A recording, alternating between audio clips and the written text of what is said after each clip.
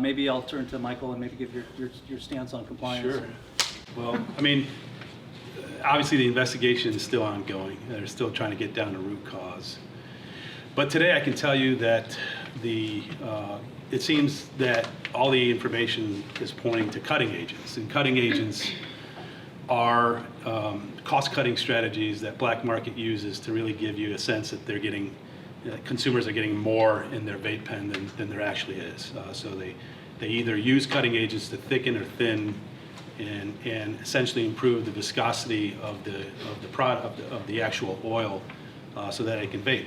And the problem with that is a lot of these thickening agents, when used out of proportion, even food grade thickening agents, when used out of proportion, could cause major harm to lungs. So vaping fats is not something the human body does well with. We don't do well with inhaling fats into our lungs. You get the lipoid pneumonia, which I think was one of the things that they had discovered. But to me, when I think about what's happening in Michigan, my concern is always this knee-jerk response. We have a clinically significant event, but we don't have a statistically significant event. More people have died choking on toothpicks than the number of people that are dying vaping.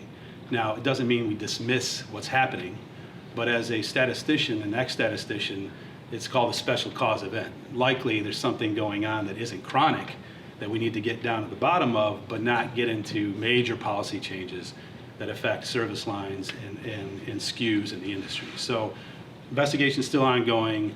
It's a black market theme, and it's more of an enforcement issue than it is a vaping issue.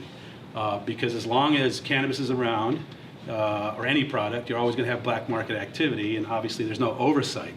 And so what I've been telling the governor of our state, there was an op-ed that I wrote months ago on GMP and how the state of Michigan should regulate operators like us to FDA, Food and Drug, CGMP standards. We don't worship the plant. The hero of the story is not the plant. It's the people that look like you and I cut across racial lines, demographic lines, diversity and disability. And the whole brand, Common Citizen, is actually a movement. The brand itself was designed to reflect the communities that we're in and accelerate normalization by seeing yourself in the chapter. We don't even call them dispensaries, we call them chapters. And so the idea is if you can't see yourself in the chapter, there's a high probability that you won't consume. And so our market is the 88% that don't consume. That includes every single type of person you can think of, and really it's working really well. It was a hypothesis. As an engineer, we have a saying, in God we trust, all others bring data.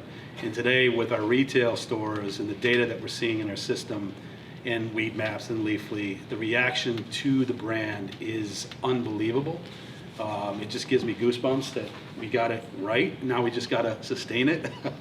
It's very similar to what you got going on. Mm-hmm. They have a very classy, sophisticated approach, and there's a lot of synergies there. But I think the entire commercial space, we're bringing in that outside industry expertise. You got people with backgrounds in other industries that are just taking a page book from what works. It's a CPG at the end of the day, and really bringing a lot more class to the industry, which raises the bar for all of us. And so I think it's a fun time to be in the space, for sure. I think something interesting, kind of touching on what you said about Michigan earlier. So in California, adult use passed over 60% of the population voting, to pass for adult use. 70% of the population doesn't have access to the regulated cannabis market. So that's a big part of why we at Garden Society are driving that direct-to-consumer model for delivery.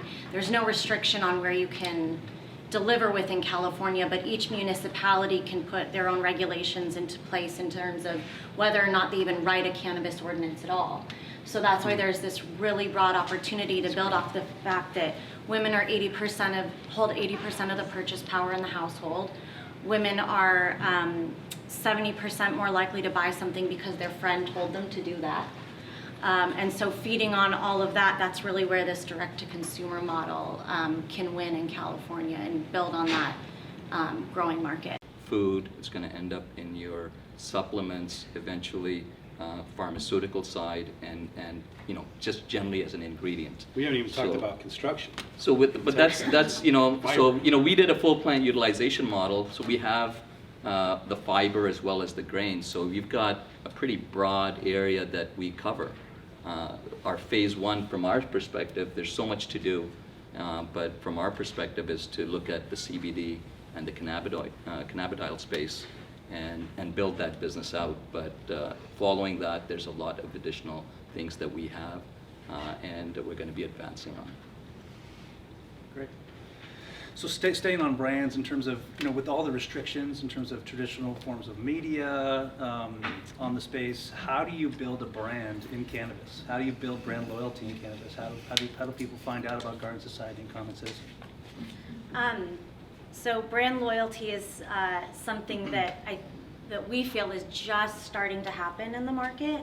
It's definitely been something that I think partly because we're all building the plane while we fly it, and that's kind of how we talk about it in California. So part of brand loyalty is building brand consistency. Well, when you've got a supply chain that can't necessarily consistently help you build what you're doing, that can be a complicated matter. But now in this sort of steady state, so we cannot do traditional advertising. We cannot, you can have a billboard, but you've got to guarantee that 70% of those eyes are over the age of 21. So we do a lot of earned media. That's been a huge play for us. One of our early placements was on the Today Show. So I think earned media is one of the greatest resources. Social media, we can't do, can't pay to boost posts. We can't do digital ads. So unless we can guarantee that over 70% of those eyes are over the age of 21. So it definitely complicates things, but I think where we're feeding is really on that. It's funny, we're fundraising right now and we had a due diligence doc. This wasn't your guys', but it was, we had WOM marketing and they were like, what's WOM? Word of mouth. So again, that goes back to 70% of women go by referral for product and what they're doing. So we really try to drive that home and build on that. But I think it's about, really, there's a huge content play, driving people to your site and education through content. So those are some of the methods that we're using. So unlike Carly's situation in Cali, I mean, the only restriction we have in Michigan is pretty liberal and open-ended, but it's 30% for us. One more question, and then we'll turn it over to questions to the audience. Maybe a question to the guy wearing the Detroit Tigers hat. What happens first? The Red Sox win the World Series or federal legalization at for cannabis? So Detroit will win the World Series. I didn't say Detroit. They're not doing that well. I used to want to, obviously predicting the future is very hard in this space, but I'm going to give you a big range, 5 to 10 years when I think things are going to change. Some people think, the great majority think 5. And I actually sat with Nancy Pelosi, had dinner with her, and Joe Biden a couple months ago when they were in Detroit in those debates. She was there, and at the time, she gave me this response with great conviction that banking would be solved, and full stop. And here you are, seeing some movement. I think once banking gets to where it needs to be, everything else sort of follows after that. And we're super excited about the movement we're seeing there. So 5 years feels a little bit more realistic than 10, but somewhere in that framework, I think. Great. Any questions from? How do you spoke about those black market products. How do those products actually get into distribution in the supply chain? Yeah, in Michigan, the 2009 caregiver framework was designed to allow caregivers, that's what they call them, to produce on a small scale and deliver direct to patients. And so over time, they've essentially abused that system. And as we moved into the commercial space, the criteria to get a commercial license, a lot of these caregivers had essentially a rap sheet over the last 12 years and were prevented from getting commercial licenses. And so Michigan's full of caregiver product, but short of tested licensed product. And so the state of Michigan is is seeing a massive shortage in patients being able to get their supply. And so what they've asked the caregivers to do is sell their supply to licensed operators, have the licensed operators test it, and then distribute to licensed provisioning centers. And so they're trying to, get them involved in the space, but because most of their product won't pass, and the law is if it doesn't pass, you have to essentially burn it. They're reluctant to sell their product to licensed operators, and basically the state has forced caregivers to push black market product, which is there's a ton of. And so that is the scenario that we're dealing with in the state of Michigan. Now, having said that, the black market will always exist. And I think as operators, there's a lot of ways to differentiate ourselves from that space and still win. And, I just started the first Cannabis Association in the state of Michigan with the largest players in the space. And, I made it clear to the team that we're not in competition. We're in competition with the black market. And so lowest cost, highest quality, shortest lead time producer wins. And we got to diversify our product line. There's things that they can't do in the basement. There's things that they don't have the capital to drive sophisticated products and bring them to market. They don't have the bandwidth in terms of brand and being able to having the capital to really drive a brand. So we're in a good spot to really win, but it's going to take some time. Yeah, thanks. Curious, as business owners, as operators, thinking about staffing your businesses, you're dealing with an industry where there are no veterans, right? There's no one who's been in the industry across their entire career. Where are the biggest talent gaps, right? So maybe I can address that a little bit. In our case, hemp or cannabis, industrial cannabis, what I'd like to call it as, hemp has been grown across the world for a long time, including Europe, Canada. So what we did is we tapped that talent initially. We have some experts, international experts that had a lot of experience. And what we've done then is trained local people that we've hired, and I think transferred that knowledge. I think that becomes important. I'm not speaking now from a marijuana perspective, but more from a hemp perspective. So we were able to do that. We've got scientists that have studied the plant, and I think we can use that expertise to actually transfer that knowledge to students, to employees as we hire. So I think there's a lot of opportunity there to use that expertise and actually increase the base of workers that the industry would need as we move forward. In California, there's a huge gap for talent. I think, you do have people who have been in the illicit market their entire lives, or in the case of California, medical cannabis has been legal since the 90s. So I think there's a mix of honoring the folks who have paved the way and built the industry for us, and building upon their knowledge, and then incorporating folks from outside of the industry, recruiting them into cannabis to help bring, so we work on a co-manufacturing model. There's I think one GMP co-manufacturer in California. So there's a huge amount of opportunity for sophistication in terms of manufacturing and production. And there are more coming online, but I think that's professionalism across the board, CEOs, CMOs, all those kind of upper tier. I think we're going to see a lot of growth there. John, I'm curious, is THC a byproduct of your operation, and do you sell that off? And We don't sell, so THC is a byproduct. Under the hemp bill, we destroy the THC. So it never leaves our facility. So we're the non-THC company. And I think that's an important note in cannabis. When people talk about marijuana or think about marijuana, they think of THC. But actually, there's a whole lot more to the plant than THC. In fact, when I started looking at it and researching it, coming from a non-cannabis background, it was really interesting for me to find out all the things that the plant can do, and it has no psychoactive side. And we focused our business in that area. And we started producing extracts.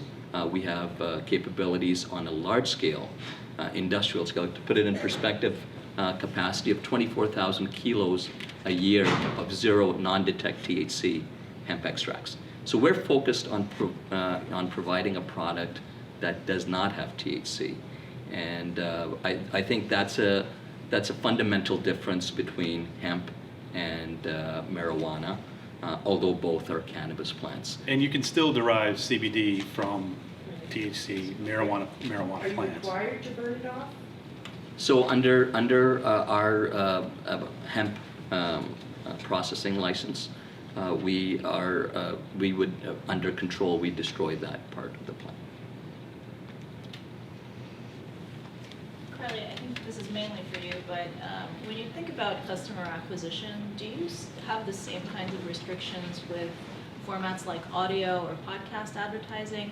And then on the flip side of that, have you seen any technologies and companies emerge that are helping with customer acquisition, whether from a purely like technology, data management, and all of that side of things, and then to like creative execution that are specializing in your space? Yeah, so there are a lot of technology companies that are working on that. I think it's TBD on who's going to really win or like, you know, be the right model. And then in terms of, so actually we have a podcast. Right. So that's definitely a channel that we see. I mean, that's all goes into like the education. So the education is for any of us to do what we're trying to do. There needs to be an immense amount of education. There's so much confusion around cannabis and hemp-derived CBD and all of those things. So education is key, and I think podcasting is an excellent way for us to communicate that. And again, it's just marketing it through channels that guarantee 70% of listeners are over the age of 21. But we've gotten good at determining that. But again, we can't really sell like advertising for our podcast. So it's really goes back to like grassroots. But can you buy ads on other podcasts? Is it the same As restriction? yeah, as long as their listenership is over 70% 21. Yeah. It's a two-part question. Has there been more research into the other compounds in the marijuana plants? So we know THC, we know CBD. CBD has kind of been separated to say there's no psychoactive effects, but here's the benefits. That kind of instantly went nationwide with access now, and you see that everywhere. Yeah. There's plenty of other compounds in there that I haven't seen full studies on.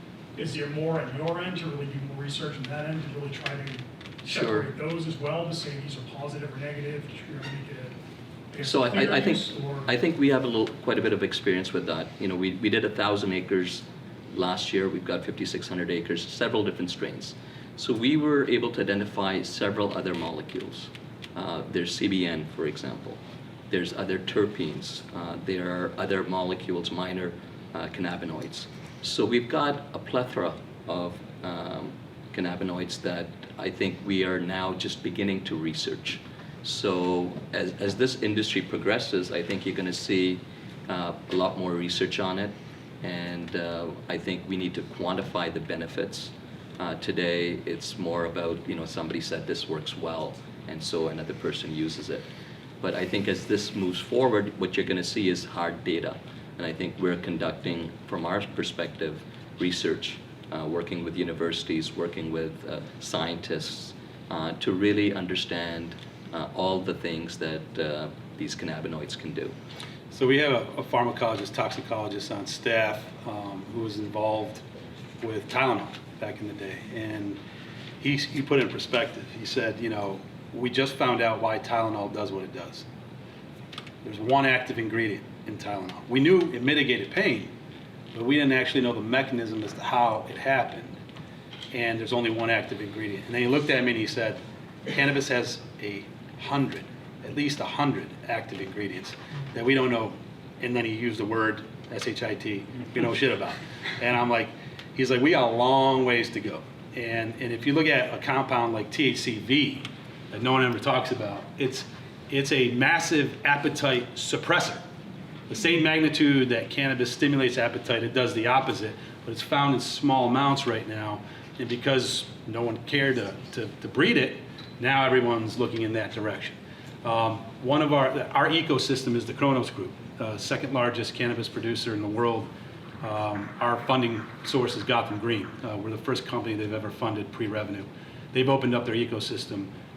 I can't talk about the things that I've seen in Ontario, but there's some crazy stuff going on an R&D front. And you need a ton of money to go down that bottomless pit of R&D, but that is the holy grail. And I think any company that isn't thinking about that today, like these guys, right, is just is not in the right space. Do you think That to that's me, going to lead to better stabilization then? 100%, 100%. So I'll add one more That's the thing. biggest issue you see in the market now, right? It's just the inconsistency of the one delivery method. Repeatability, and two, reproducibility. Also, the effect on someone, you know, you can do it today, tomorrow, it has a completely different effect 100%. on you. Yeah. So you also have several different terpenes that people don't talk about. So from hemp, we're extracting and isolating terpenes. One of them is beta-caryophyllene. So which is already found and sold across the country. Today it's derived from other plants. Because of the legality of hemp today under the Farm Bill, we're able to isolate that and provide that as an ingredient or as a product. So now if you look at it, the research that's been done on beta-caryophyllene has been quite a bit. You've got researchers across the country that have been able to look at this compound and see what it has done. And so we're able to come to market with products like that. I think really coming back to the point, a lot of research needs to be done, but I think all that research is really going to get fast-tracked here. I think it's going to happen very quickly. I think these ingredients and cannabinoids are going to come to market more than just CBD. This is not just CBD. This is a lot more than CBD, and we're focused and looking at all the things that aren't so sometimes cloudy. And I think there's straight path for revenue for a company that would enter the hemp space, extraction, and produce some of these cannabinoids. How will the passage of the safe banking bill transform the THC business for you guys? I mean, it will be significant. Right now, we're launching our direct-to-consumer throughout the state, and we can't take credit cards. So, there's a lot of, It's enormous. I don't even have a... Today, capital is expensive. Tomorrow, when lending opens up, it's night and day in terms of our ability to scale quickly without giving up massive chunks of our company. So I mean, that's huge. Outside of, today we're bankrolled, right? I mean, there's several banks in the state of Michigan that are bankrolling us with no problem. But they're gouging the hell out of us on fees and regulatory oversight, and it's the cost of doing business today. But that's the lending piece is huge for us. The Safe Banking Act, at least from our perspective, I'm going to now speak only in hemp because it's kind of where I'm coming from. But we've got major banks today from our side that, we're on the sideline. For hemp, they didn't want to look at that prior to 2018. We got turned down for credit. We got turned down from banking. Now, when the Farm Bill passed, we've got national banks that are signing up and asking us to. We've actually opened accounts with national banks now. And so we've got that. It's not just banking, it's everything. It's major accounting companies, major law firms. All of these industries need a clear path and a regulatory clearance before they can kind of consider this. And I think the Safe Banking Act for marijuana and cannabis for sure is going to help kind of fund some of these opportunities. Now, how do you grow an industry? You can only grow an industry if you can put capital into it. And if capital is expensive, then your cost of business is expensive. Once that capital cost comes down, you have more efficiencies in terms of costs that you would incur to produce a product. So I think our cost of capital has gone down substantially. We're banked by major companies. They're looking to fund our capital asset expansions. They're looking to fund our receivables and inventory. So that's really changed a lot. When we started in this business, it was more our capital And we actually built this business with our own capital. And we just finished our Series A, so even from that perspective, you know, it was a little bit in advance of other banks coming on, but today we see major banks knocking on our door, asking us to bank with them. It's actually a complete reversal of what it used to be a year ago. Great, I think that's all we have time for. Thanks so much for the great questions. Thank you, Carly. Thank you, Mike. Thank you, John. Great conversation.